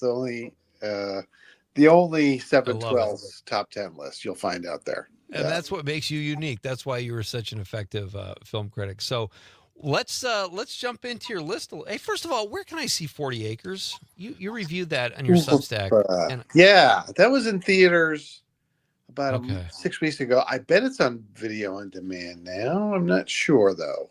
I might actually watch that tonight. You gave it such a good review. That's a good one. Okay. So let's talk about your movies so far in the first 7/12 of the year of 2025. Number one, you have Black Bag, right? Yeah, that it's close between 1 and 2, but Black Bag is just I just think that's a perfect movie. I mean, and right up my alley. British spy, thriller, but like much more about dialogue and performance and character than action. I mean, there's not one but two dinner party scenes in that movie, so it's definitely not a John Wick movie. But Michael Fassbender and Cate Blanchett, and it's so twisty. But I felt like I could follow it pretty clearly what was going on. The supporting performances are all great. Pierce Brosnan looks like he's never looked in a movie before. Very sort of old and cranky, and I really liked him in it. I think that's on Peacock now. If people want to watch it, it gets off to a slow start, I would say. Which I was hooked, but if you're expecting thrills and spills, you might be a little surprised. But I was locked in the whole time. It's so great. Like I agree with you. It started slow, but I have so much confidence or faith, I guess you'd say, in the writer. I think it was David Koepp, right? Right. Yeah. Yeah. So I had faith in the writer and in Soderbergh's directing. I'm like, I know this is going to pick up. And it's not like I didn't like it when it was slow. I don't mind a movie that breathes and they kind of gradually get into it. But that was a good one. And then you had Sinners number 2, which I might say is my favorite of the year so far, just because it was so cool and different and like on every aspect, like the look of it, the script, the music, the direction, the acting. It was just a masterpiece, I thought. I agree. Yeah, like I said, they're close. Like Black Bag is very controlled and precise, whereas like Sinners is taking big swings. And a couple of them, towards the end, I wasn't crazy about, which I won't spoil. Sure. But like the way it mixes horror and historical drama, the way you just buy that Michael B. Jordan is two different people, like you just completely buy that. Yeah. And both performances are Oscar worthy.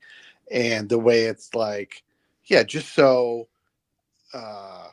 scary, but also thrilling and funny and very thoughtful, I think, about art and music and the way it's co-opted and the way it frees people. Like, it's just so much going on in that movie. Ryan Coogler, should be able to do whatever he wants for the rest of his career. Oh yeah. After that, so yeah, I mean, and those, there's 5/12 left of 2025, so positions may change and something could change. Yeah. So I want to ask you about one more. You've got it rated really highly at number 3, and I think you just reviewed this recently in your Substack. I did not read that review, but EFIS. Yeah. Oh, yeah. That's a great movie, and I just saw it. Tell me about that. I think you'd really like it. It's a baseball movie, but a very different kind of baseball movie. It's set in, I'm going to say like Long Island or New England or something like that in the 90s, and it's these two amateur weekend teams that are playing on this field, which is going to be torn down to build a middle school. And some of the guys are old guys who, this is the height of their athletic career. Some of the guys are college guys who didn't quite make it, or former college ball players. And it really is less about the game than about observing all the different characters and their interactions. And it's fantastic. Like it's very funny.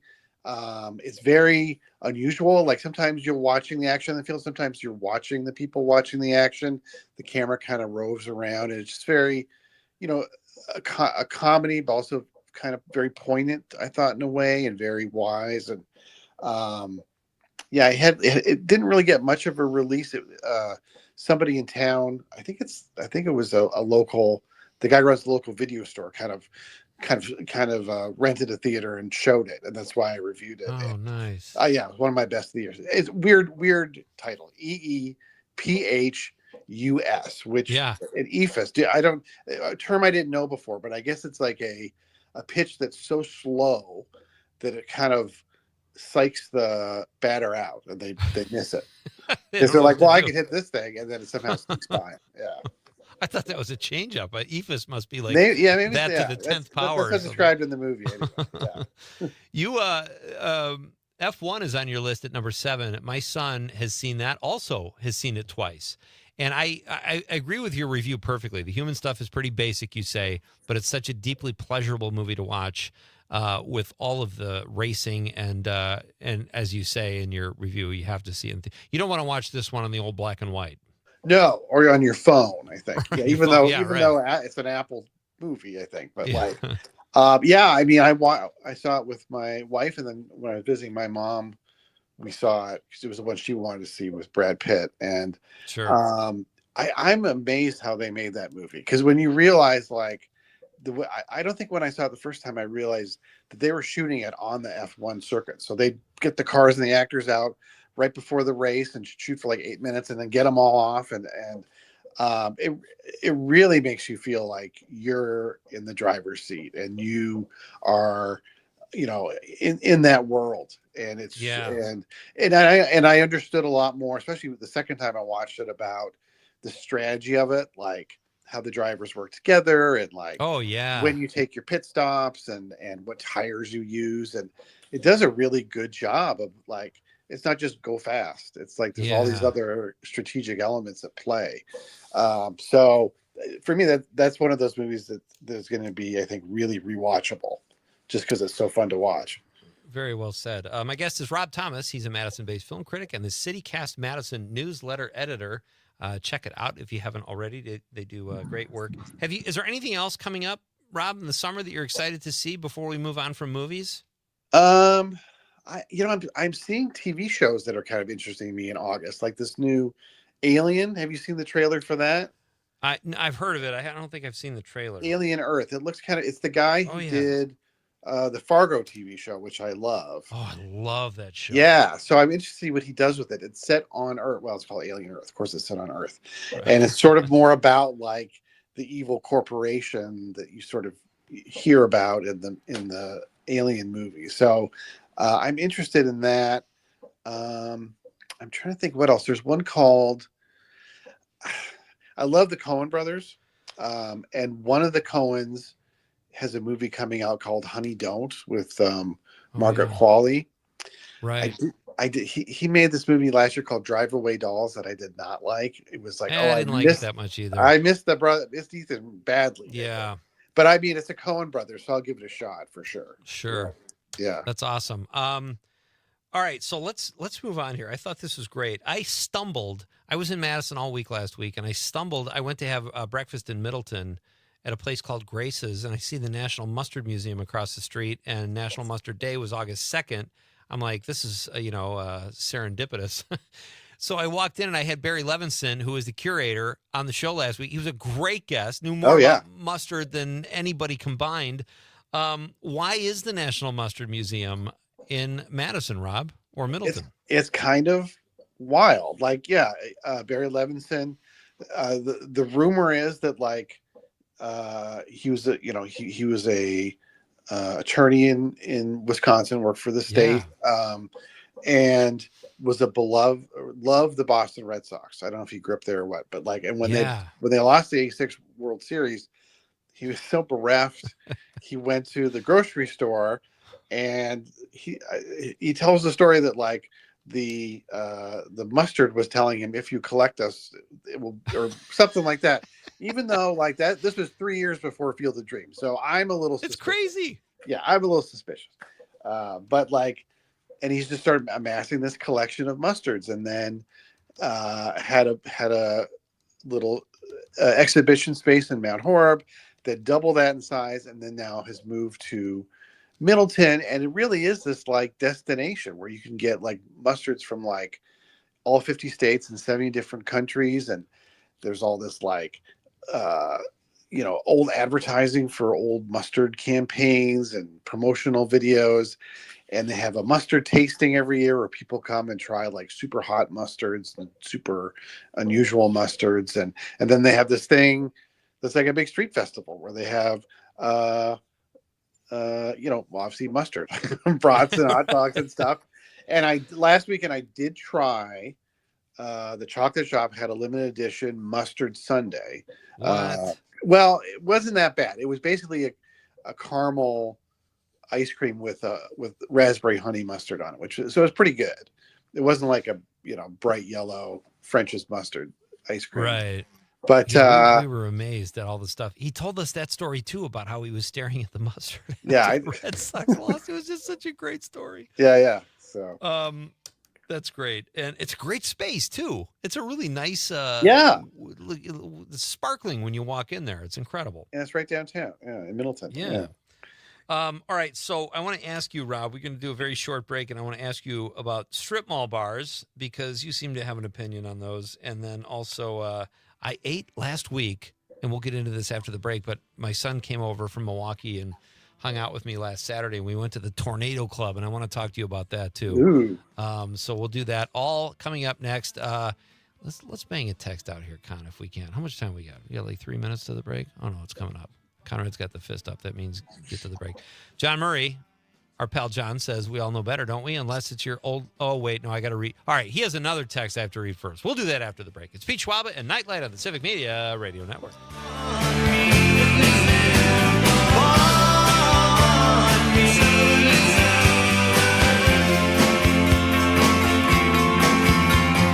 There's progress we have found a way to talk around.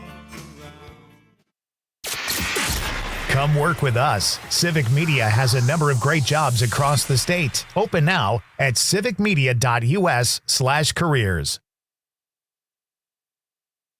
For 75 years, the Muscular Dystrophy Association's voices have thundered through the halls of Congress. For 75 years, we've willed the impossible into existence. For 75 years, the MDA community has pushed the science, shifted the narrative, and established the field of neuromuscular medicine. And until that day, when this is all a thing of the past, you couldn't stop us if you tried. Join us and celebrate 75 years of breakthroughs at MDA75.org. We are the National Park Foundation, and together with you, we're creating a future where every person, every generation, gets their chance at an unforgettable moment. Learn more at nationalparks.org/foundation. You are never far away from your favorite radio station. We're always streaming on TuneIn and the Civic Media app. And if you missed your favorite show or game, listen to a podcast of it anytime on the app or our website, civicmedia.us. Your local Civic Media radio station is your source for real news and great conversation, plus fun and exciting contests. For a complete list of contest rules, log on wgbw.fm/contest-terms. Rebuilding and refreshing local radio one station at a time. This Civic Media radio station is proud to be a part of your community. Learn more at civicmedia.us.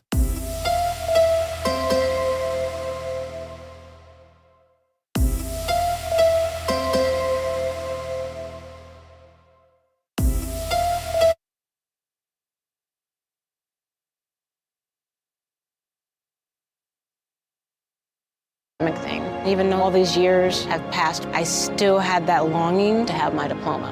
At age 30, Carissa finished her high school diploma. If you're even considering getting your high school diploma, you can do it. No one gets a diploma alone. If you're thinking of finishing your high school diploma, you have help. Find free adult education classes near you at finishyourdiploma.org. That's finishyourdiploma.org. Brought to you by the Dollar General Literacy Foundation and the Ad Council. Small businesses are the heart of America. As the nation's largest nonprofit resource of expert business mentoring, SCORE has helped millions of entrepreneurs build their businesses for free. Find a mentor today at score.org. Missed your favorite show live on air? It's easy to find what you enjoy wherever you listen to podcasts, including Spotify, Apple, and Google Podcasts. And we're always streaming on TuneIn and the Civic Media app. Your local Civic Media radio station is your source for real news and great conversation, plus fun and exciting contests. For a complete list of contest rules, log on wgbw.fm/contest-terms.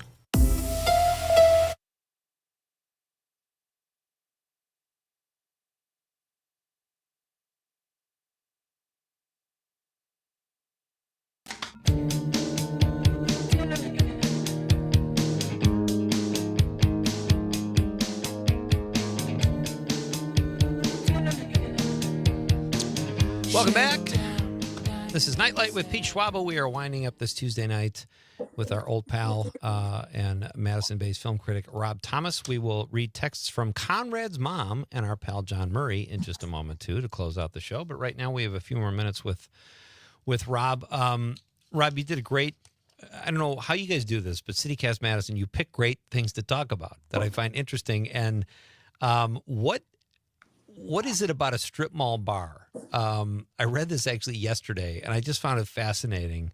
What is your take on strip mall bars? Well, I think, there's something about a strip mall bar. Like you can't put on airs in a bar that's sandwiched in between a laundromat and a Subway, Hey, get your nails done. Right. Over for a martini. Yeah. And then go get your taxes done. And there is this thing in Madison, at least, where these strip malls, away from downtown, which are where a lot of the cool places like the Tornado Room is, for example. Yeah. These little strip malls are they're not dying, but they're sort of just hanging on.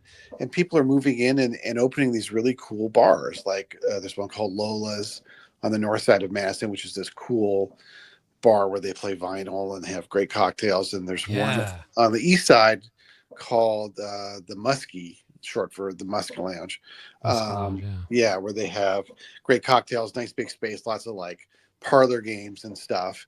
And they really become these, community hubs. They're really fun. And in Madison, the sort of the granddaddy of this is Le Tigre, which is this bar in this very unassuming strip mall on the west side, which has been there for like 60 years. And it's like a time machine. It's like, the waiters or the bartenders all wear white shirts and ties. You're not supposed to swear when you're in there. They make the most classic cocktails, martinis, Manhattans. And the whole place is Le Tigre. The whole place is covered in like, velvet tiger paintings and stuffed tigers and all this kind of stuff. It's great. I mean, it's a must when you come to Madison. So I wrote an article about kind of the best strip mall bars in town and kind of what makes them special. And it's pretty cool. I mean, it's just a great angle to write about. That's why you're good at what you do. Like I would Thanks, never buddy. think, I should write about bars and strip malls, but my eyes went right to it, and I was fascinated by it. So, did you ever go to Smokies when that was still there? At, no, I always University? wanted to. And then Same. they announced they were closing. I was like, I got to go. And then everybody wanted to go before they closed, So I really missed out on that. Those kind of old places. There's another one on the south side called Feelers, I think, which is another very old school Madison spot. Yeah, you got to treasure those before they're gone. Absolutely. Yeah. And now you drive by where Smokies was, and I've walked past that a few times. There are times when I was ambitious where I'd walk from like Midvale or the Target all the way back downtown if I had time to kill, and I walk by Smokies, and every time I walk by, I'm like, I have to go in there. Yeah. And I never did, and I'm kicking myself. But that leads me to another place. I'd love to get your thoughts on the Tornado Club. We just had such a fun time there, and it was a great steak, too. Yeah, a wonderful place downtown. I don't go there enough, but it is a place where, like, when people come to town, you show them off by taking them there. My dad's coming to town next month. I think I'll take him, and very great cocktails, great steaks, and the secret is, it's pretty pricey, but like if you go in after 9, they've got this late night menu in the bar, which is pretty affordable, and you get like a burger or like mussels and frites or something like that. So another Madison institution that people love. Yeah, I got lucky because I knew my son was coming to town. I went in there on a Tuesday and I said, can I get at 8:00, will you still be serving dinner? There's 2 of us. And she said, no, we're booked up through the weekend. And she said, I can put you on a wait list or something. And she said, name. And I told her my last name. And she goes, from Civic Media? Whoa. I was like, I think Civic Media's arrived. She said, you know what? I can get you in the bar if it's just 2 of you. And Rob, I almost invited my niece Caroline to join us because we were going to meet up with her later. The table was like the size of a quarter, but we didn't care. It was like the greatest food ever. And we just had a blast. It's an old school place. Absolutely loved it. So I know what name to drop next time I'm there. Okay, good to know. Yeah. Rob Thomas with Civic Media. Hey, thank you, buddy. Always fun. Yeah, thanks, Pete. Yeah, anytime. All right. Rob Thomas, ladies and gentlemen, check out his work at CityCast Madison or follow him at Not That Rob Thomas on his Substack and read his reviews. We've got a couple of texts we'll get to here before we sign off for the evening. Conrad's mom says, where is that text, Conrad? Oh, she says, if it's someone I don't know, I won't say anything. But if it's a real close friend, I will let them know nicely. How do you do that? Hey, your breath is really smelly. Hey, just letting you know, your breath sucks. Yeah, your mom's so nice. She says, I would want to know, along with that, if I had any food stuck in my teeth. All right, well, that's very well done, Paula. Thank you. Great text. And John Murray, our pal from Madison, is listening. He says, Peter, really enjoying the show tonight. Your guest, Robert, I think he means Chris. Yes. He has to mean Chris because his last name was Rogowski. Maybe he thought that was Robert. But he says, your guest, Chris, is one clever dude. Always wanted to be a Playboy photographer in my youth. Join the club, John. Then I switched to regular boring jobs because I'm not enough like Chris. Nice job, Chris. He kept saying Robert. That cracked me up. John says, continues with another text. He says, and there was no internet in my youth. Dang it anyway. Yeah, I feel your pain on that one, John. He says, here's what John would say if he knew someone with bad breath. He said, yo, dog, your breath has the funk of 1,000 jackals. How about a mint or a root canal? You pick. John says, if it's a lady, well, that's a tough one. Indeed, John. Then he says, we all know better, don't we? Unless it's our own lady. Then we know a way to keep dignity intact. You feel me? I feel you, John. And I think, John, he referred to his wife as his old lady the other night. Old lady. That's like a bygone. I haven't heard that in so long. Yeah, you don't say old, you say old. My old lady. Well, you are saying old lady, even though she might not be old. That's just the phrase. But it's John's old school. OLE, old lady.